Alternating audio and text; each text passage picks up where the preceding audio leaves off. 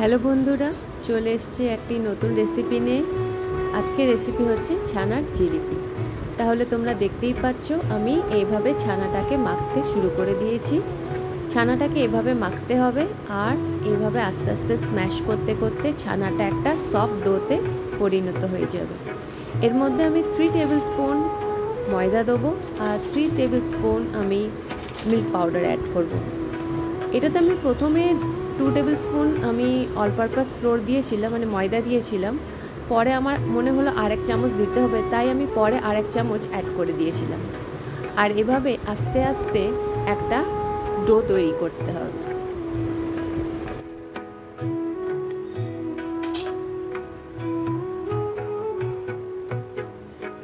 তাহলে বন্ধুরা তোমরা দেখতে পাচ্ছ আমার ছানার ডোটি রেডি হয়ে গেছে। এরপর আমি হাতে একটু ঘি লাগিয়ে নিয়েছি আর একটা ছোট্ট একটা বলের মতো কেটে নিয়েছি। এরপর আমি লম্বা একটা শেপ দেবো। প্রথমে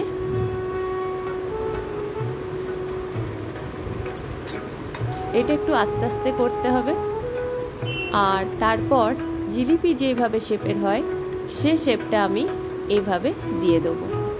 দেখতেই পাচ্ছ কত সহজে তৈরি হয়ে যাচ্ছে।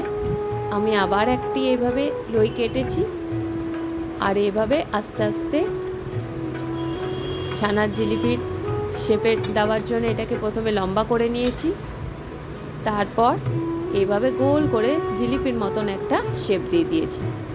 এরপর আমি সব জিলিপিগুলো এইভাবে রেডি করে নিয়েছি।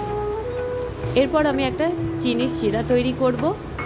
তার জন্য আমি 2 কাপ জল নিয়েছি আর 2 কাপ চিনি নিয়েছি আর 1.5 কাপ জল নিয়েছি।